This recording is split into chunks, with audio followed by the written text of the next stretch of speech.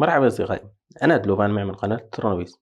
رجعت لكم فيديو جديد. هذا الفيديو رح ناخذ دورة الجي 84، دورة البرغلة أو فتح قلاوز.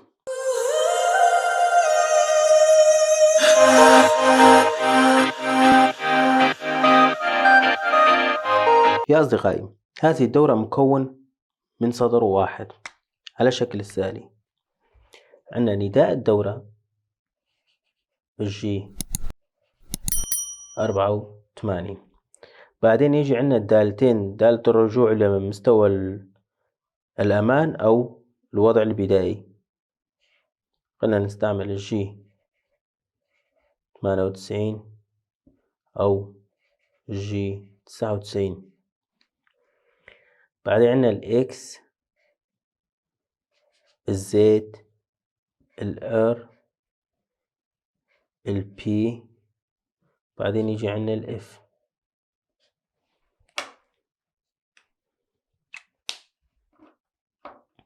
الجي 84، دورة الجي 84 لا يوجد فرق بينها وبين الجي 81. الفرق بسيط، إنه الفرق شو هو؟ اتجاه دوران السبندل أو أداة الأداة راح تدخل داخل الثقب باتجاه عقارب الساعة، وعملية الخروج راح تكون عكس عقارب الساعة.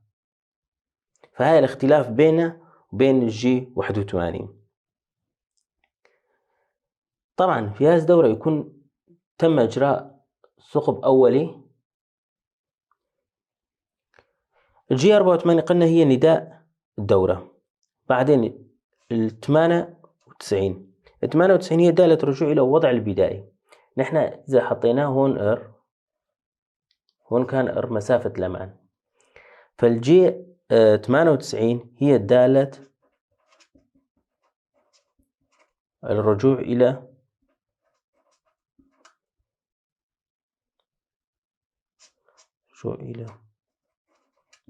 وضع البداية. وضع البداية اللي هون وضع البداية. الجي 98 راح تدخل تقطع وتطلع، راح توقف هون ترجع بتدخل إذا حطيناها جي 98. الجي 99 دالة رجوع إلى مستوى الأمان. إذا نحن حطينا هون الار مستوى الأمان، فإذا استعملنا الجي 99 فالأداة راح تطلع، كل عملية قطع راح تطلع تصل عند الار ترجع بتدخل. فالجي 99 هي دالة رجوع إلى مستوى الأمان.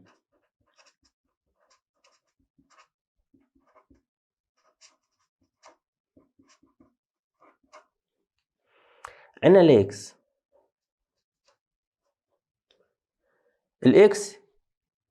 الإكس هذا هو الإكس، هو إحداثية موضع الثقب أو موضع البرغلة. نحن راح نجري ثقب وجريناه على محور الإكس في المركز، نحن جريناه، فالإكس هو موضع إحداثية الثقب.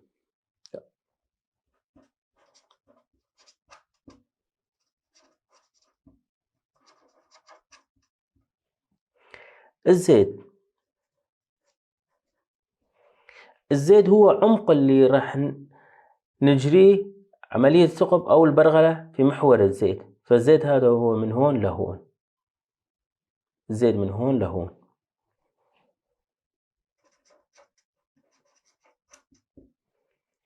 الإر قلنا هي مسافة الأمان، هي مسافة متروكة بين أداة القطع والسطح الشغلة.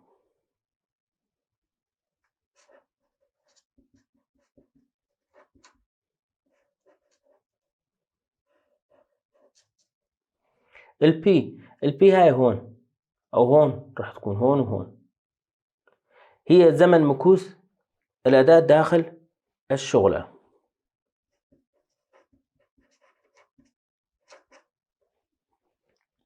قلنا نحتاج إلى بعض الوقت لتبقى أداة داخل الثقب لتقوم تنظيف قاع الثقب.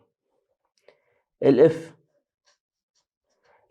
في جي 84، الإف هي الخطوة القلاوز اللي هون.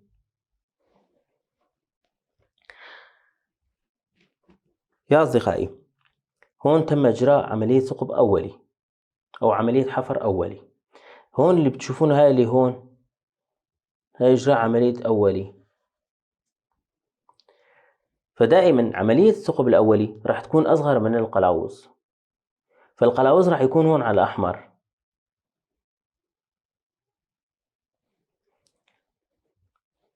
كالعادة نكتب البرنامج، نختار أداة القطع، تشغيل السائل تبريد، اختيار السرعة المناسبة، تقريب أداة القطع إلى نقطة الأمان هون، ثم نكتب الجي 84 وتنفيذه.